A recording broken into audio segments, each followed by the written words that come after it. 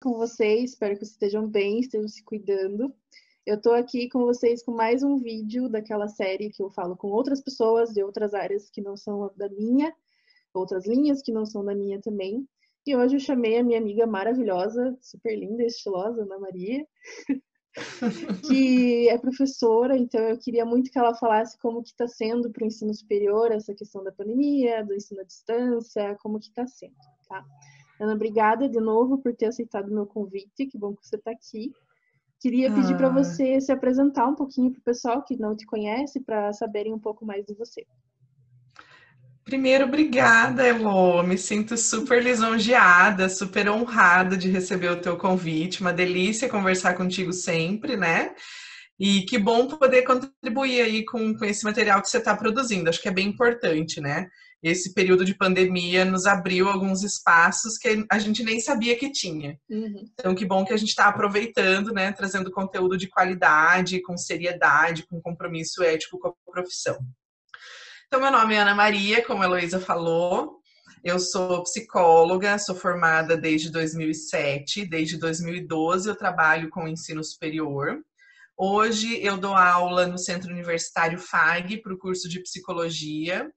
Dou aula para os primeiros, segundos, oitavos, nonos e décimos períodos, Olha né? só. Dou aula de psicologia e sociedade para o primeiro período, né, para quem não fez o curso de graduação, né, de psicologia, acho que é importante a gente falar um pouquinho, assim, que é uma disciplina introdutória, onde os alunos entendem, né, o que é psicologia e o que não é, a gente desmistifica algumas coisas sobre a psicologia. No segundo período, trabalho a disciplina de técnicas de entrevista e observação do comportamento, que é uma disciplina extremamente prática, né, no presencial ela é extremamente prática. No oitavo período, eu falo sobre psicopatologia, questões institucionais e organizacionais. E no nono e décimo período, eu trabalho com a disciplina de TCC, que é o trabalho de conclusão de curso. Uhum. E é ótimo que você comentou das Então, venho disciplinas. trabalhando 15. Certo. Oi, Elô? É ótimo que você falou disso das disciplinas que você dá, porque eu queria saber de você assim como que essa pandemia afetou todas essas aulas, porque que nem você falou, tem uma que é extremamente prática, né? Então, como que você está conseguindo fazer com as que são mais práticas? Como que está sendo as aulas? Como que mudou isso para você? Eu acho que a principal mudança foi essa mudança mesmo de paradigmas, né? Eu Uhum. brinco sempre que se lá no comecinho de março, né, nas primeiras semanas de março, alguém chegasse para mim e falasse assim, Ana, estava aqui pensando, o que você acha da gente fazer as aulas só por videoconferência? Não vamos mais vir para a faculdade? Gente, eu ia falar, não, tá louco? Onde já Sim. se viu? Nunca isso vai dar certo, né? Sim. E aí, numa semana, a gente começou a ouvir mais notícias sobre a contaminação pelo novo coronavírus aqui no Brasil. Na semana seguinte, as nossas aulas pararam, Uhum. né? E aí nós tivemos a missão, a gente teve aula na segunda-feira, e na terça-feira as aulas foram suspensas e a gente já tinha que dar aula, Uhum. né? A gente já tinha que fazer a coisa funcionar. E de uma maneira muito rápida nós nos reinventamos, né? E lógico que eu entendo que essa é uma característica do ensino superior em instituições de ensino privadas, né? Uma Uhum. outra realidade das instituições de ensino superior públicas. Não quero entrar aqui no mérito da questão, mas só para a gente contextualizar. E eu acho que o principal desafio que a gente comenta sempre é que ensinar dentro de um curso de psicologia não é só ensinar conceito, Uhum. né? O Sim. conceito está aí, está nos livros, está na internet. Um aluno mais dedicado vai ler e vai entender o conceito, Uhum. né? Agora, o que a gente fala bastante é da questão do desenvolvimento das habilidades e competências necessárias para desempenhar o trabalho de psicólogo. Sim. E aí, né, por mais que nós estejamos nos esforçando, por mais que nós estejamos nos reinventando, eu ainda me questiono se a gente consegue, de fato, Uhum. desenvolver essas competências e habilidades pelo ensino remoto, Uhum. né? Então, como você perguntou, essa disciplina do segundo período, ela habitualmente, quando eu ministro essa disciplina no modelo presencial, tem prática praticamente toda a aula, né? Toda semana tem alguma atividade prática. E agora a gente está tendo que pensar em alternativas. Então, por exemplo, eles elaboram uma entrevista e aplicam em algum familiar, né? E aí, ok, eles vão estar treinando, eu não vou estar lá, não vou estar vendo, eu não vou estar supervisionando isso, mas eles vão me dar um retorno. Qual é o grande problema disso? Tem gente que está sozinho em casa, não tem quem entrevistar, né? E então, mas então vamos fazer o ensino, vamos fazer essa simulação dessa entrevista por vídeo, igual nós estamos fazendo aqui. Mas não é a mesma coisa. A gente, né, que já atuou, a gente sabe que não é o mesmo timing, não é o mesmo ambiente, o setting ele não se constitui da mesma maneira também, né? Então, são algumas críticas. Lógico, a gente também entende, né, Elô, que é o possível para o momento. Sim, com certeza. Não é o ideal, não é o que a gente gostaria, mas é o melhor que dá para fazer, dadas as contingências que nós temos. Sim. Né? Então, é importante também que a gente pense nisso, até para lidar um pouco com a frustração, né? Como não é o que eu quero, o que eu faço com isso, né? Tem gente que desistiu do curso porque não se adaptou ao ensino remoto, e a gente entende. Mas, por outro lado, também acho que é um treino de habilidades e competências, né? Treinar flexibilidade, adaptação, a mediação de conflitos, e assim por diante. Então, como eu disse, não é o ideal, mas é o possível. E a gente está fazendo o nosso melhor para que esse possível saia contento também. E sabe que eu imagino que isso até mude certos pensamentos que a gente tinha, né? Que nem você comentou de se alguém perguntasse para você lá no começo do ano, né? Já tinha tido uma grande discussão, a gente era do CRP juntas, né? Então, a gente sabe que existia uma discussão muito grande sobre EAD em psicologia. E é claro, você nunca vai fazer o curso 100% EAD de psicologia. Não tem como, simplesmente não tem como. Mas, às vezes, consegue tirar um pouco dos pensamentos tão negativos que existia sobre o EAD, ou mesmo sobre terapia online também. Né? Porque a gente vê, assim, que tudo bem, não é a mesma coisa, mas é uma possibilidade. Né? Talvez isso mude um pouco. Eu concordo contigo em partes, tá, Elô? Por quê? Que um dos princípios fundamentais do nosso código de ética preconiza que o psicólogo ele não vai se propor a fazer uma atividade para a qual ele não esteja preparado. Sim. Então, primeira crítica, né? Super entendo a questão do CRP ter flexibilizado, né, o acesso dos psicólogos ao ensino, ao atendimento remoto, ao atendimento online, né? Por outro lado, o meu questionamento será que todos os psicólogos que estão atendendo online se capacitaram para isso? Definitivamente não. Será que todos... Entende o que eu quero dizer? Você chegou a ver os números? Não sei se você chegou a ver os números, mas eu soube disso essa semana, inclusive. A gente tinha o cadastro do EPSI, né? Tem o cadastro do EPSI para o atendimento online. Então, parece que antes da pandemia, então no começo do ano ali, né? Até janeiro, fevereiro, parece que existiam em torno de 15 mil psicólogos, que já é bastante. Né? Mas 15 mil psicólogos cadastrados no EPSI. Não significa que eles estavam prontos para isso, mas eles estavam cadastrados, certo? A partir do momento em que o pessoal teve que ir para casa e atender online e tudo mais, a gente tem 85 mil cadastros agora. Gente, 70 mil psicólogos. É muita coisa. É muita né? gente. E que bom se a gente tivesse acesso aos dados que dizem sobre os cursos de capacitação para o atendimento online. Né? Dificilmente a gente vai ter, porque a gente sabe também, né, que são muitas instituições, nós talvez não conseguiríamos acessar esses dados. Mas essa é uma crítica que eu faço, né?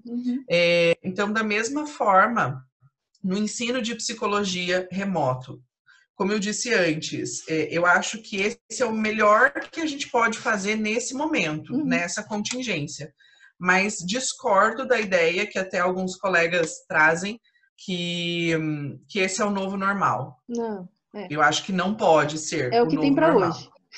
é o que tem para hoje, né? E vamos fazer isso funcionar de uma forma que seja bom para os alunos, para que seja bom para o corpo docente e que seja bom para a sociedade depois, quando esse profissional sair, né? Então, a gente tem pensado muito nisso, né? O que a gente consegue deixar para depois na formação? Então, os alunos dos semestres iniciais estão tendo nesse momento, né, pelo menos nessa instituição onde eu trabalho, estão tendo disciplinas que são teóricas e a gente só vai fazer as disciplinas presenciais, as disciplinas práticas, no momento em que puder voltar ao presencial, porque para nós é insubstituível a experiência, né? Não tem como, não existe conceito, não existe aula remota, aula conceitual que vá desenvolver habilidades e competências, por mais que a gente se esforce para isso, né? Então, acho que tem algumas questões aí importantes que a gente precisa considerar. Nós temos ouvido de profissionais que trabalham com saúde mental o discurso de que quando a pandemia acabar, a gente vai perceber uma demanda por atendimento psicológico nunca vista antes. Sim. Porque as pessoas estão adoecendo, né? Por mais que exista aí uma flexibilização também do distanciamento social, né? Da quarentena, as pessoas estão em sofrimento por conta da pandemia. Então, é o medo do contágio, é a impossibilidade de ver as pessoas que a gente ama, de estar com as pessoas que a gente ama, é a insegurança em relação ao trabalho, enfim, tudo isso adoece, a gente sabe disso, né? Então, quando a pandemia acabar, o que os profissionais dizem é que a gente vai ter uma demanda muito grande. Então, a gente também precisa pensar em quanto esses futuros profissionais estão sendo capacitados para acolher essas demandas, né? E esse é um posicionamento em uníssono no colegiado onde eu trabalho, né? Não adianta a gente querer formar por formar. A gente precisa formar com qualidade. É uma responsabilidade que nós temos, inclusive, enquanto profissionais, né? Não só como professores. Até porque a gente que tem um pouco mais contato ainda com pessoas do ensino superior, né? Quando a gente fala com eles, a gente sempre bate nessa tecla de que o psicólogo tem muita responsabilidade, né? Principalmente a gente que trabalha com atendimento, né, consultório, clínica, tudo mais, a gente tem uma responsabilidade maior ainda, porque tem pessoas que botam a vida dela na mão da gente, né? Então a gente tem uma responsabilidade muito grande. Eu sempre bati isso na tecla com os estudantes, porque a partir do momento em que você entra em psicologia, você vira o psicólogo, né? Nas rodas de conversa, no grupo de amigos, na família, tudo, você é o psicólogo. Não importa se você está no primeiro ano da faculdade. Sim. Então, esse é um outro discurso que a gente tem também bem forte e bem recorrente, né? O compromisso social do psicólogo e que já começa durante a formação. Né? A gente entende, né, que eles ainda não são profissionais, mas eles estão a caminho, né,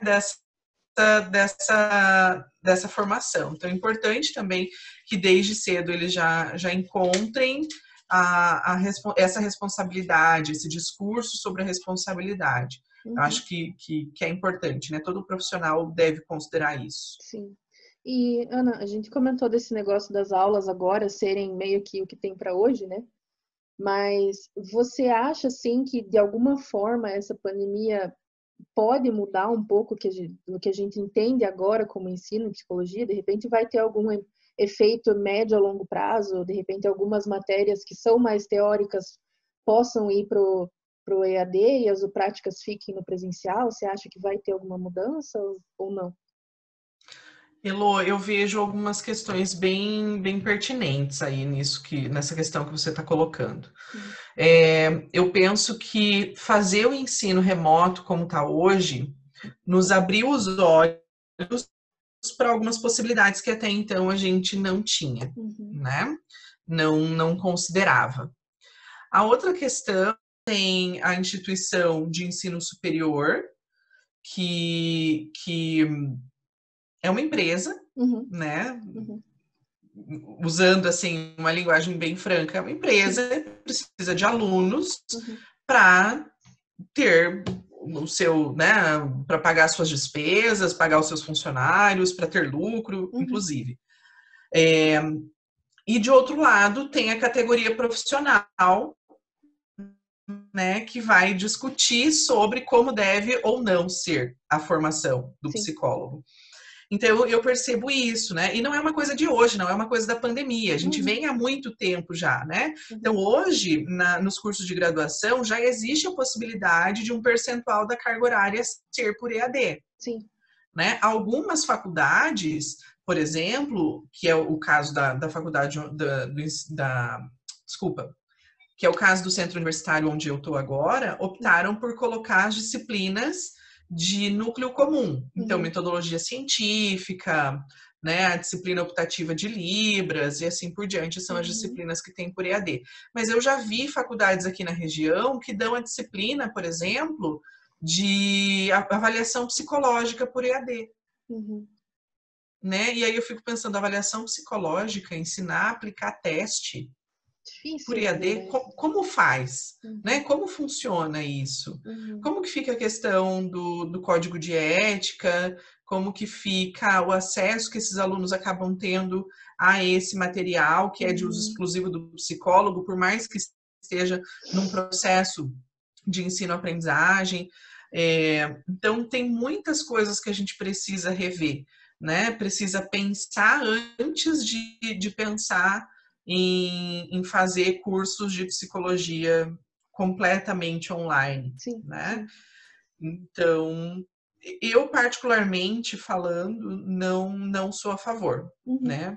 Porque eu acho que a gente sabe também, né, do quanto o curso de psicologia mexe com os nossos aspectos pessoais. Sim. E aí o meu aluno tá, sei lá onde, né, a quilômetros de distância de mim. Eu não tenho como acompanhar, eu não tenho como ver a carinha dele, se ele, né, se sensibilizou ou não. Não que seja o papel do professor também acolher, né, ou fazer uma terapia com o paciente, com o aluno, a gente sabe disso. Por outro lado, também faz parte do nosso compromisso, enquanto formadores de profissionais, olhar para esses aspectos, né? Tem uma outra questão que tem, né, e eu tenho conversado com professores de várias instituições do Brasil inteiro, não é só daqui de Cascavel, não é só do Paraná, que é uma limitação que o ensino remoto nos impõe, né? Que é a questão do cara a cara mesmo, né? Porque tem a câmera, mas tem muito aluno que não abre a câmera. Sim. Ou porque tem vergonha, ou porque, né, o ambiente onde ele está não é adequado para ele abrir, tem pessoas passando, ele prefere deixar fechado, ou porque ele está de pijama, não tomou banho, está com o cabelo bagunçado e aí ele não quer abrir a câmera também, ou porque ele tem, né, medo dos colegas tirarem print da tela, fazer figurinha, fazer meme. Então tem uma série de questões aí, a gente não tem nem mais o olho no olho. Sim. Então eu acho que é mais um ponto importante que a gente precisa considerar para pensar, para começar a pensar em mudanças nesse sentido, né? E aí, em consonância também com a ABEP, né, com o posicionamento da ABEP nos documentos que eles estão emitindo, é importante que a gente, enquanto profissionais, né, e pensando nessa formação de qualidade, pense também que esse ensino remoto ele precisa ser de caráter provisório, né? Ele precisa ser porque nesse momento a gente não tem outra opção. Sim. Mas, né, pensar nisso no futuro talvez seja uma possibilidade. E também uma coisa que a gente tem que levar em consideração é que esse ensino remoto que a gente tem agora, que vocês estão fazendo, ele é diferente de um EAD, né, de um curso que foi feito para ser EAD, como a gente tem pós, tem curso de capacitação, tudo. O material é diferente, ele é feito de forma diferente, você tem um tempo maior até para organizar tudo que você tem que fazer, né? Então, essa modalidade é realmente uma coisa provisória, porque é o que vocês conseguem fazer. Exatamente. Não, então, eu acho que tem muita coisa acontecendo, né? Tem muita mudança acontecendo. Não dá para a gente pegar esse modelo que a gente está usando agora, né? E sair replicando ele de agora em diante, achando que vai dar super certo, que vai ser 100%. Acho que a gente também precisa de estudos, né, sobre como tem sido, a gente precisa quantificar, mensurar, né, transformar isso em dados psicométricos, para que a gente possa, de fato, avaliar se isso está funcionando ou não, porque, né, muitas vezes é a minha percepção, a percepção do meu colega, a percepção do aluno, mas de fato, né, será que tem como a gente comparar a qualidade do profissional formado no modelo presencial e no modelo remoto? Então, são todas coisas que a gente precisa discutir. Com certeza. E para a gente ir finalizando, Ana, queria comentar com você o seguinte. Nesses vídeos que eu tenho feito, eu tenho sempre perguntado assim, quais que são os conselhos, as orientações da pessoa que trabalha naquela área para quem quer trabalhar nisso, né? Então, se eu chegasse para você e falasse, Ana, eu quero dar aula, eu quero começar a entrar nesse mundo acadêmico, quais que são as orientações que você dá? Qual que é o conselho que você daria para quem perguntaria isso para você? Eu acho que o primeiro conselho é repertório, leitura, né? Buscar conhecimento. E aí, quando eu falo de buscar conhecimento, também estou falando de capacitação técnica, também estou falando de atuação profissional, né? Então, eu preciso ter um repertório de fala.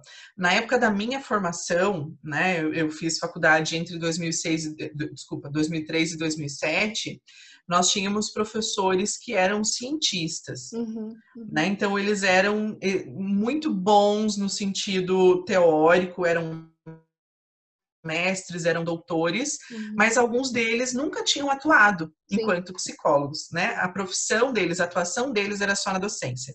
Hoje a gente tem um movimento contrário, né? As instituições, e o MEC também pede isso, né?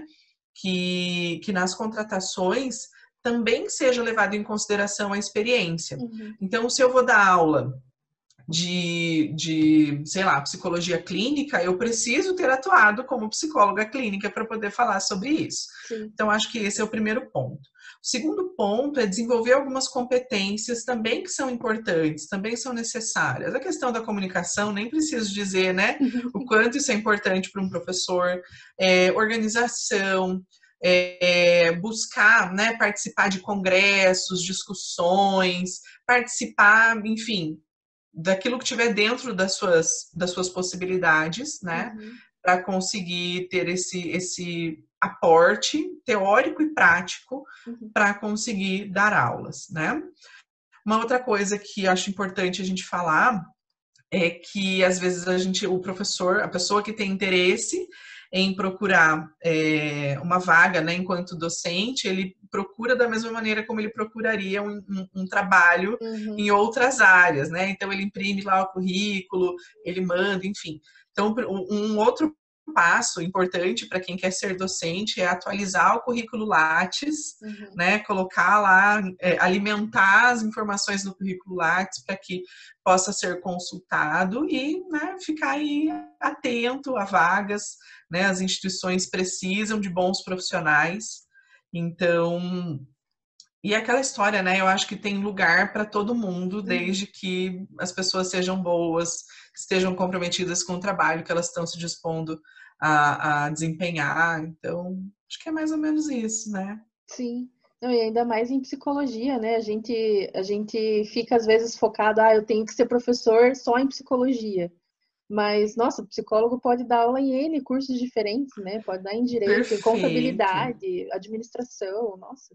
Exato, exato. A gente tem, né, a formação também que tem a licenciatura, e aí o psicólogo ele acaba saindo com a possibilidade de dar aula no ensino médio, né? Nos cursos de graduação, né, é difícil um curso que não tenha uma disciplina de psicologia. Né? Então, só para você ter ideia, eu já dei aulas no curso de sistemas de informação, já dei aula em quase todos os cursos de gestão, já dei aula nos cursos das áreas da área da saúde, né? Então, eu sempre brinco com os meus alunos, que na verdade é uma brincadeira séria, né? Eu digo que onde tiver seres humanos, tem espaço para psicologia. Então, todos os cursos de ensino superior, de alguma forma, estão relacionados, né, com a subjetividade humana. Então, onde tiver a subjetividade, a gente pode atuar também. Então, isso abre também os campos, né, de atuação, abre as possibilidades. Então, de repente, eu quero ser professora, mas na cidade onde eu moro não tem nenhuma instituição que tenha o curso de psicologia, mas tem um curso de jornalismo, tem um curso de administração, né? Por que não? Um psicólogo falando de psicologia nessas áreas de atuação. Desculpa, nessas áreas de formação. Né? Então, é importante isso também, porque às vezes a gente vê em alguns cursos, em algumas instituições, que quem dá aula de psicologia do desenvolvimento não é um psicólogo, é um pedagogo. Quem dá a disciplina de psicologia da comunicação é um jornalista, não é um psicólogo. Né? Então, por que não a gente ocupar esses espaços também? Sim, com certeza. Vamos abrir o leque um pouquinho, né? Não vamos ficar só Óbvio, naquela única opção. Exato. Então tá, meu bem. Muito obrigada por ter aceitado o meu convite. Que bom que deu certo. Qualquer coisa que você precisar, nós estamos juntos sempre. Ai, muito bom. Uma delícia conversar contigo. Que bom que tivemos essa oportunidade, né? E é um prazer sempre falar sobre psicologia. Me convide sempre que quiser, que eu vou adorar, tá bom? Pode deixar. Então tá bom. Beijo, então. Beijo. Tchau. Até a próxima. Mais. Até, tchau, tchau.